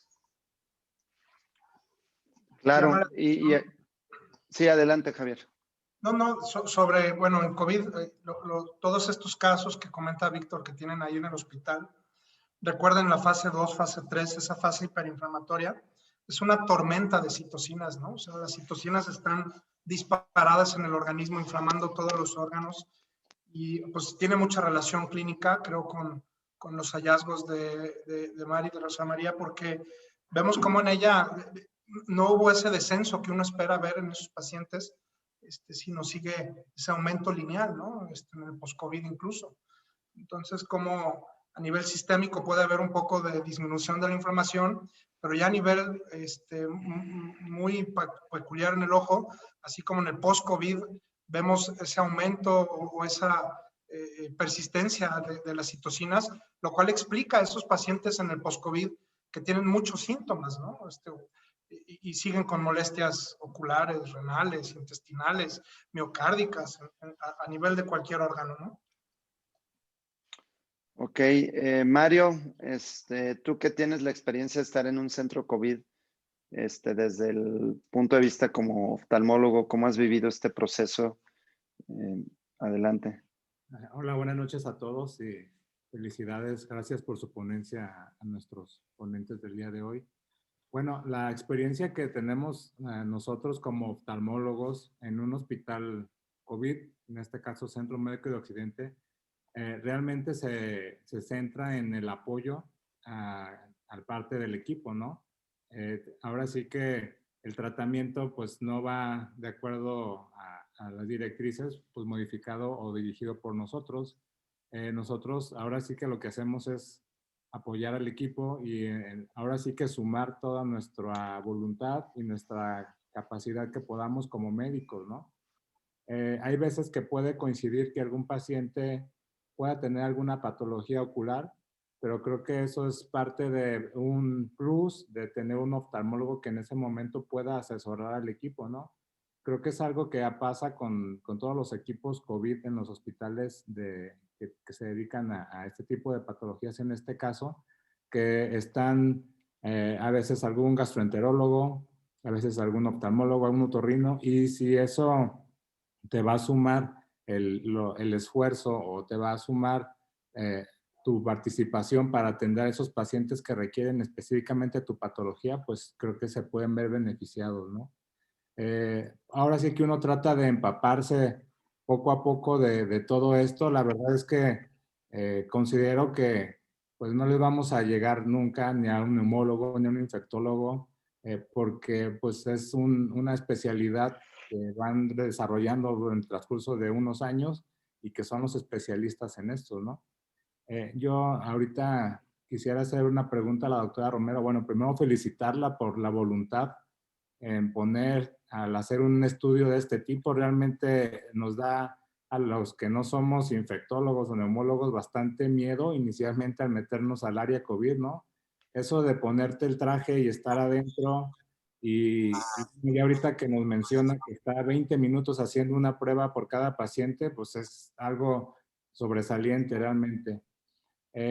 Como cirujano de retina me llama la atención, me gustaría que nos explicara un poquito de los hallazgos que encontró en fondo de ojo, sobre todo sabiendo que este tipo de virus, el SARS-CoV-2, tiene una afinidad por el endotelio, ¿no? ¿Qué alteraciones pudo encontrar en el endotelio en el endotelio vascular, perdón? Y si esto era algo que usted tenía planeado o fue algo completamente diferente a lo que pensaba. Hola, bueno, gracias por la pregunta. No lo puse aquí lo de hallazgos en fondo de ojo por cuestiones de tiempo y porque hace 2 días hablé así con mucho tiempo sobre eso, pero les voy a decir, yo me imaginé, no fue lo que pensaba, yo me imaginé que me iba a encontrar mucho tipo retinopatía diabética, más o menos, y encontramos 36% de pacientes, revisamos 117 pacientes y el 36% de ellos tenían hallazgos, pero el 20% era papilitis. La papilitis fue el hallazgo más importante que tuvimos. Después de eso fueron los exudados blandos, que son infartos de las fibras diversas, que eso sí era esperado, aunado a hemorragias. Y como terceros hallazgos encontramos oclusión de vena central de retina, oclusión de rama venosa y 3 maculopatías, blanqueamiento macular tipo PAM, que no lo pude confirmar mediante OCT, pero pues se vio un blanqueamiento franco en el área foveolar, como si fuera una isquemia profunda. Entonces, a mí me sorprendió bastante y creo que es porque daña endotelio y pues sabemos que el endotelio va a ser parte de la barrera hematorretiniana, entonces yo creo que estamos viendo un daño a nivel de todas las capas de la retina, tanto superficiales como profundas. Rosy, me gustaría, sí, yo sé que tu estudio en hallazgos de fondo de ojo fue descriptivo, pero ¿encontraron alguna correlación de los hallazgos en retina con alguna condición sistémica, gravedad del paciente, no sé, TAC pulmonar, estado Fíjate que pasó lo mismo que aquí, que como decía Víctor, creo que todos eran pacientes tan graves que les mostraba yo en una gráfica los estudios de laboratorio entre los pacientes sin hallazgos y con hallazgos y no hubo estadística, no hubo nada, fue estadísticamente significativo, pero el dímero D, por ejemplo, que debería estar en 0.5, estaba elevado 10 veces en pacientes con hallazgos oftalmológicos y a lo mejor 8 veces en pacientes sin, o sea, en todos estaba muy elevado, sí había cierta elevación mayor en los pacientes con hallazgos, pero ninguno fue estadísticamente significativo. Pero okay. En todo, dímero D, ferritina, procalcitonina, obesidad mórbida, tenían mis pacientes índice de masa corporal elevado, encontramos correlación, pero en ambos grupos. Víctor Hugo, si yo te preguntara cuál es tu pronóstico para este año en cuanto al comportamiento de la pandemia, ya con todo lo que nos explicaba Javier, que entran las vacunas de diferentes tipos, diferentes perfiles de inmunidad, que si van a ser 1, 2 dosis, etcétera, y como se están dando los números, ¿qué nos podrías decir por ejemplo, si yo quisiera hacer un plan para más o menos este año, ¿qué esperamos? ¿Cuál es tu opinión? Ok, yo creo que definitivamente a nivel global, la estrategia que más va a impactar en iniciar el control de la pandemia van a ser el avance en las vacunas. Situación que ya lo estamos viendo en Israel, en Emiratos Árabes, incluso en Estados Unidos, donde ellos salir avanzando en la vacunación, en menos de un mes han logrado una reducción de más del 30% de los casos graves, del más del 30% de pacientes de terapia intensiva. Entonces, en ese sentido, el pronóstico de cada región lo va a dar definitivamente el avance de las vacunas, ¿sí? Desafortunadamente para México seguimos viendo mucha incertidumbre. Realmente el dato actual es que tenemos 700,000 mexicanos vacunados hasta el momento, todos de primera línea y algunos que no, cuando para estas alturas la expectativa inicial es que tuviéramos 1,5 millones de vacunados. A estas alturas todavía no sabemos si realmente la fase 2 de vacunación la vamos a poder iniciar en marzo como era el plan original del gobierno, donde íbamos a pasar ya a las personas adultas mayores, porque no se tiene la certidumbre, hay mucha información de prensa, pero la certidumbre de si vamos a estar en condiciones en México de iniciar en marzo la vacunación masiva, aún no lo sabemos, pero definitivamente el escenario en México va a cambiar en función de la capacidad de vacunación que mostremos, ¿sí? Recordar que el umbral para alcanzar la inmunidad del rebaño se acerca al 70%, y se dice que si empiezan a involucrarse variantes más replicativas, como son las variantes de Inglaterra, este umbral de vacunación tendría que ser de 80-85%. Entonces, mientras no logremos eso y mientras nuestras estrategias de vacunación sigan siendo tan pobres y limitadas, difícilmente va a cambiar el panorama. Sí, podrá cambiar, vamos a vivir una época de picos y valles, donde vamos a tener subidas de casos, vamos a bajar, pero mientras no se implemente una estrategia muy formal, muy masiva y muy comprometida de vacunas, no veo la forma en cómo el panorama en México en particular vaya a cambiar. Ok. Tengo una pregunta para la doctora Rossi. Digo, no sé qué tan accesible fue, supongo que fue difícil las revisiones a los pacientes por la postura, algunos en terapia intensiva, etc. ¿Hubo la oportunidad de hacer alguna observación de algún hallazgo en el segmento anterior en los pacientes que analizaron, o no hubo chance?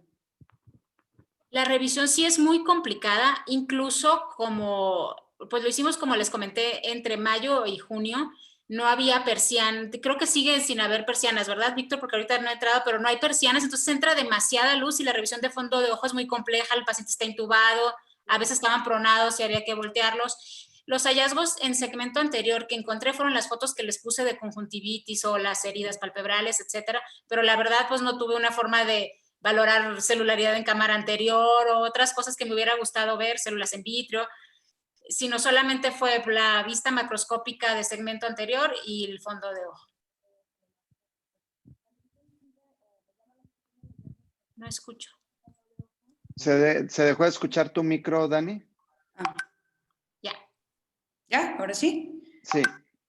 Coinciden los hallazgos que usted mencionó del hecho de encontrar papilitis en los pacientes con COVID o infectados por COVID, ya que últimamente, bueno, no sé si a los demás colegas han encontrado en la consulta un índice un poquito más alto de pacientes que tienen papilitis y de origen desconocido. Entonces, eso es algo que nos puede ir orientando a hacer a lo mejor algún diagnóstico que sea presintomático o alguna fase de recuperación de la enfermedad. Sería interesante también hacer alguna comparativa de pacientes sanos o pacientes que están con fase sintomática para saber si puede ser un factor pronóstico o que tenga que ver con la endotelitis.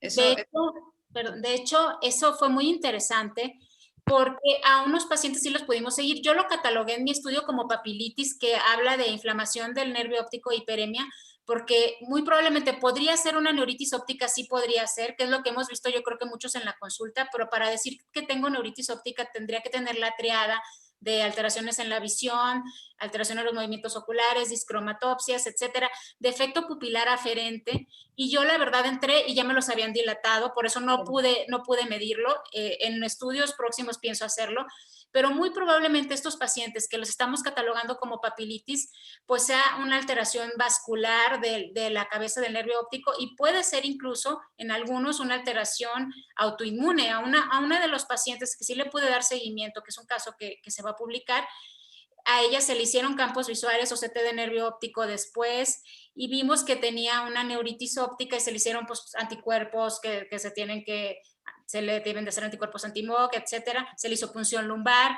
Es una paciente en especial, pero eso se debería hacer con todos los pacientes que tuvieron papilitis, hablarlos, revisar, ver si sigue habiendo alteración a los movimientos oculares o dolor, porque creo que muchos de ellos van a ser neuritis óptica y algunos podría ser, creo yo, que ya tuvieran esta alteración autoinmune y que el COVID esté actuando como un detonante. Claro. Lo vamos a saber. Bueno. Y otra pregunta para adelante, Dani. Javier de Prada. ¿Existe alguna consideración especial para la vacunación en los niños o edades tempranas? Perdón, no te escuché, Daniela. ¿Consideración especial en la vacunación Se escucha mal tu micrófono, pero creo que alcancé a captar, Javier, como nos preguntaban en el auditorio acerca de la vacunación en niños. Algunas palabras de esto. Los estudios se hicieron Moderna en más de 16 años, Pfizer en más de 18. No se incluyeron niños en estos grupos. Trataba de responder ahí, los niños son el grupo de menos riesgo, ¿no? Y ahí me hacían el comentario, sí, pueden ser portadores asintomáticos, por supuesto, pero si tu adulto mayor está vacunado y empiezas con esa población de riesgo, aunque el niño sea portador asintomático, no va a contagiar al adulto mayor. Prácticamente la tasa de complicaciones en ellos es menos del 1%. Entonces, creo que por grupos de riesgo, como en una de las tablas les mostré, las poblaciones de más de 65 años son los que más hospitalización van a tener. Sí vemos muchos pacientes jóvenes, entre 40 y 50 años, por supuesto, pero creo que el adulto mayor es el grupo en el que tenemos que empezar. El tiempo nos va a dar dando esas respuestas con los niños, si van a tener que estar vacunados para regresar a la escuela, qué niños se tienen que vacunar, pero aún no hay recomendaciones oficiales para la vacunación de niños. Por supuesto, los protocolos toman tiempo y creo que ahora esos grupos de niños y la dosis adecuada de niños, que pues es una población muy diferente, tendrá que analizarse, ¿no? Y otra pregunta que me hacían es sobre... no, nada más. Sobre el tiempo de la vacuna, creo que eso ya lo habíamos platicado. Algunos recomiendan 21 días, pero parece ser que si nos tardamos un poquito más de días puede haber una reactogenicidad un poquito más alta y una inmunidad un poco más alta. ¿Tienes alguna otra duda? Axel, al doctor Víctor y al doctor Javier, bueno, sé que en esta pandemia pues nada está escrito, ¿no? Prácticamente todo se está trabajando de acuerdo a prueba y error, y también con las vacunas pues no es la excepción. Por ahí creo que se ha comenzado a comentar sobre un interés en combinar las vacunas, ¿no? Digamos, combinar las fortalezas de vacunas que te ayudan a aumentar la respuesta de citocinas y de anticuerpos, y otras vacunas que te ayudan a aumentar la respuesta de linfocitos CD8, ¿no? ¿Qué opinión tienen ustedes de esto? Bueno, la realidad es que hasta el momento no hay ningún ensayo formal que haya estudiado la interacción entre diferentes grupos de vacunas. ¿Sí? Lo único que tenemos, por ejemplo, en combinaciones es lo que pasó con el ensayo de Sputnik del Instituto de Gamalaya, donde usaron dos tipos diferentes de adenovirus, pero hasta ahí. ¿Sí? Incluso la CDC tiene un lineamiento por lo pronto donde no recomienda, dado la información actual, la combinación de vacunas. Probablemente van a surgir ensayos, estamos en un proceso iterativo de prueba y error, pero hasta el momento no hay una recomendación de ningún organismo internacional donde apoye la combinación de diferentes mecanismos de vacunas. Hay un ensayo que acaba de iniciar en Inglaterra, que están evaluando precisamente eso, la combinación de vacunas. Yo creo que va a tardar eso varios meses en tener, primero los pacientes adecuados, el número de pacientes y la información adecuada. Porque si eso es un tema muy importante, ¿no? O sea, si llegó un lote de vacunas y la segunda no puedes ponerte una y te tienes que poner otra de otro grupo, ¿no? Que no es de RNA, ¿qué haces? ¿Te la pones o no? Y si te la pones, ¿qué va a pasar? ¿Va a ser tu primer vacuna y tienes que volver a empezar el protocolo de vacunación, o es la segunda vacuna? Pero ya va a haber información pronto.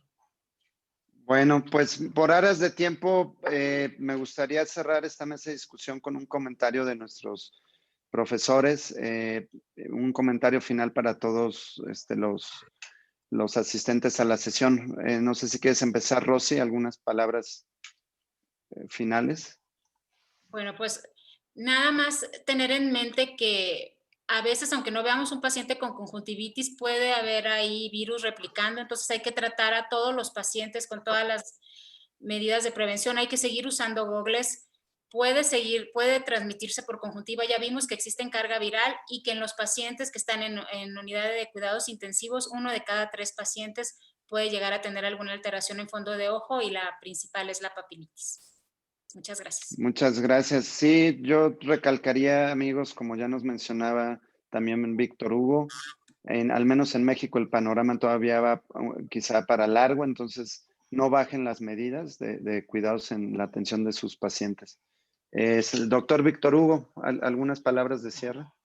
Sí, bueno, en ese sentido me ha tocado participar con otras subespecialidades y todos tienen pacientes que están viendo con manifestaciones criptogénicas o idiopáticas, y dada la multisistemicidad que tiene el COVID, les recomendaría que se están viendo pacientes con cuestiones nuevas, idiopáticas o criptogénicas, no duden en pedir, en su caso, anticuerpos contra COVID, porque probablemente muchas de las manifestaciones que puedan estar viendo que no se las expliquen por otros mecanismos podrían ser debidas a un estado post-COVID. ¿Sí? Y bueno, y por otro lado, los invitaría a que se unan a nuestras huestes en pro de las vacunas, porque mientras no logremos ese objetivo de convencernos y de convencer a las personas, pues esta situación y esta problemática no va a cambiar. Sí, punto muy importante. Yo creo que es como si estás bajo la lluvia y le quieres explicar a estar mojado otra causa que no sea la lluvia. Creo que hay que descartar COVID, sobre todo ante sospecha o ante cosas atípicas. Javier, ¿algún comentario final? Sí, esto no se acaba con la vacunación. Hay que tener eso en mente, ¿no? Hay que seguir cuidándonos, hay que seguir protegiéndonos todos.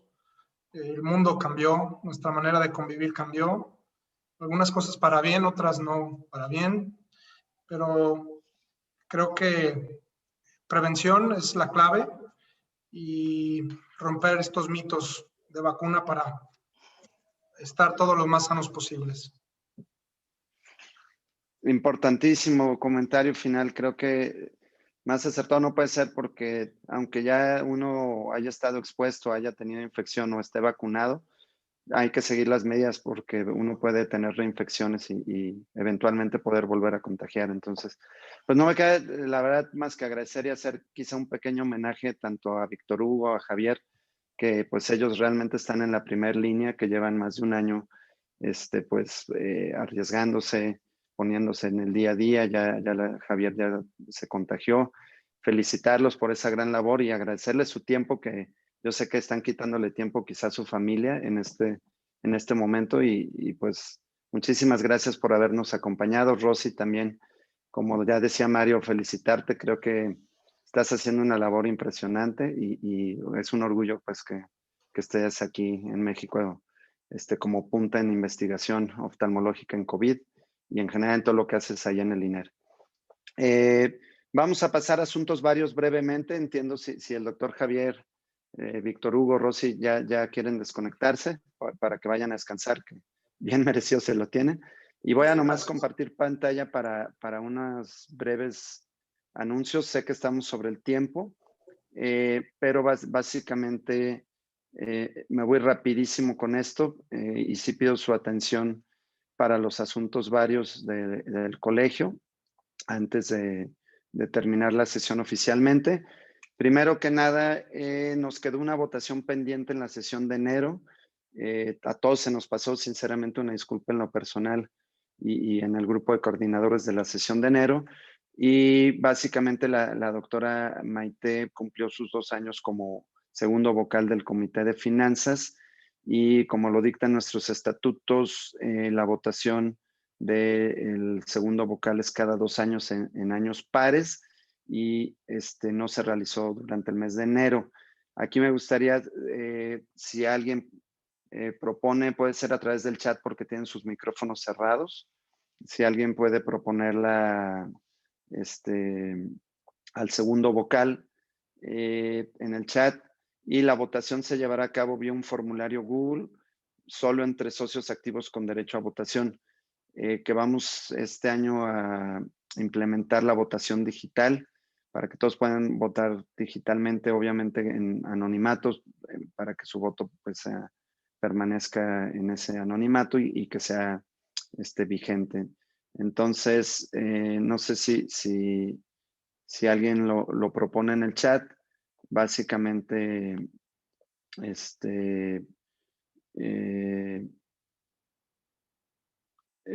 daré unos minutos. Les dejo esta pregunta en el aire. Voy a seguir con los asuntos varios y al final regresamos a las propuestas y ya más adelante será la votación de los socios activos con derecho a votación y en la siguiente sesión les haremos saber quién fue, o en el chat, quién fue el que quedó en esta votación de segundo vocal, que es importante pues conservar los estatutos.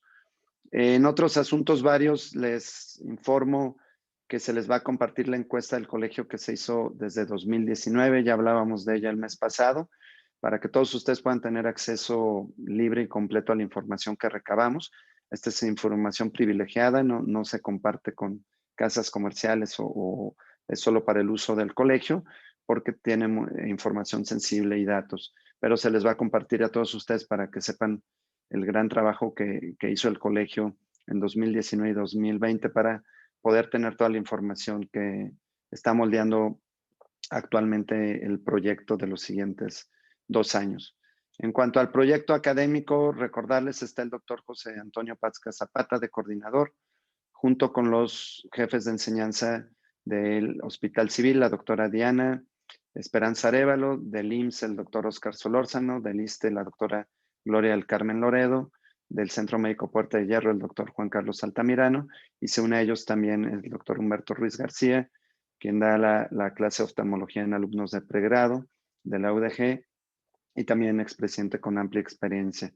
Va a haber un nuevo modelo académico que se los vamos a estar presentando y además de una sesión mensual tradicional como estas, donde tenemos conferencias magistrales por parte de expertos, vamos a tener actividades virtuales mensuales, es decir, se van a tener cápsulas educativas concisas y breves, gráficas dirigidas a la enseñanza de un aspecto específico del conocimiento de la oftalmología, del tema del mes.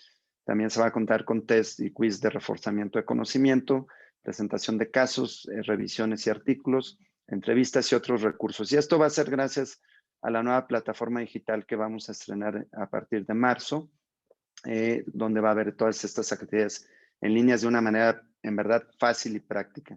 Y se les compartirá el programa académico completo también brevemente. Esta es la visualización de la plataforma en la que ya se está trabajando, en el cual va a ser un registro bastante sencillo y vamos a tener acceso a las sesiones en vivos, a los programas y sobre todo el contenido on demand. Vamos a tener acceso a todas las sesiones del año, en los cuales también se va a poder registrar su asistencia para puntos del consejo y para fines de votaciones del colegio. Se va a tener acceso a los currículos de profesores, patrocinadores y todos los recursos que les vamos a estar ofreciendo y presentando. Por lo pronto, este es como más o menos va a quedar para la siguiente sesión, ya dentro de la plataforma. Vamos a ver glaucoma, avances en fisiopatología y nuevos abordajes terapéuticos, en la sesión conjunta de la Asociación con Glaucoma de Occidente, coordinada por la doctora María Luisa Zavala, la presidenta actual, y el doctor José Antonio Pátzca, el coordinador de esta comisión académica. En términos digitales, ya a la página se le quitó el malware y el adware, o sea, algunos bugs que traía, es decir, se está limpiando, se está mejorando. Ya se dio de alta Instagram para todo el proyecto digital de este año y la plataforma que ya vieron que se está trabajando. En cuanto al programa de difusión y educación social, como les habíamos mencionado, cada mes se tiene una patología y arrancamos en marzo con la campaña de glaucoma debido a que es la Semana Internacional del Glaucoma y el Día Internacional del Glaucoma. Y esta campaña la coordina la doctora Daniela Díaz, glaucomatóloga secretaria del colegio, la doctora María Luisa Zavala, presidente de la AGO, y el doctor José Antonio Pátzca. Esto es algo que lo que ya se ha trabajado, que vamos a contar con infografías que se van a estar presentando en las plataformas del colegio, pero también mediante campañas profesionales de publicidad en redes sociales como Facebook, Instagram, otras, y también en medios tradicionales, publicación de artículos digitales, artículos impresos, entrevistas en radio, en televisión. Y recuerden que el mes de marzo es glaucoma, entonces es concientizar a la población acerca de glaucoma y de la necesidad de acudir con su oftalmólogo. Es decir, todos nosotros nos vamos a ver beneficiados de estas campañas, ya que el mensaje de la campaña es acudir a chequeo oftalmológico. Entonces, son algunos de los ejemplos que ya han trabajado las doctoras para cómo empezar a entrar en la población en tema de contenido. Y estas son las imágenes básicas que van a estar circulando, que les van a estar llegando y que les vamos a pedir que parte importante de las campañas son ustedes. Es decir, compartirlas en sus redes sociales también es muy importante para hacer resonancia a nivel de la red y que cada vez tengamos más presencia como colegio, como oftalmólogos para el beneficio de la población. En los servicios a socios, actualizarles que ya la gestión COVID continúa. Tenemos listas completas en la Secretaría de Salud y a través de la Asociación Médica de Jalisco, la MJ, y también a través de la Sociedad Mexicana de Oftalmología. Como ya mencionaban los doctores, el doctor Javier, el doctor Víctor Hugo, pues definitivamente la campaña de vacunación nacional va retrasada y no hay información clara del gobierno federal, pero los mantendremos al tanto.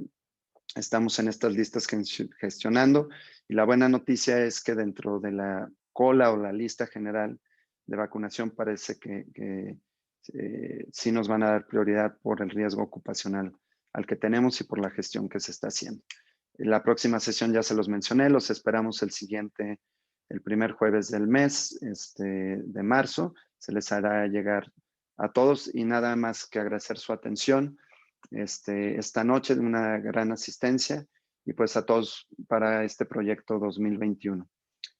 Si no hay más por el momento, doy por finalizada la sesión del día de hoy, agradeciendo pues su participación a todos ustedes y estamos en contacto. Recuerden que el colegio pues es de todos y todos tienen la puerta abierta para los que quieran participar en los proyectos. Buenas noches a todos, gracias por su atención. Nos robamos 20 minutos de su tiempo, pero creo que valió la pena las presentaciones que tuvimos el día de hoy. Que estén muy bien y que descansen.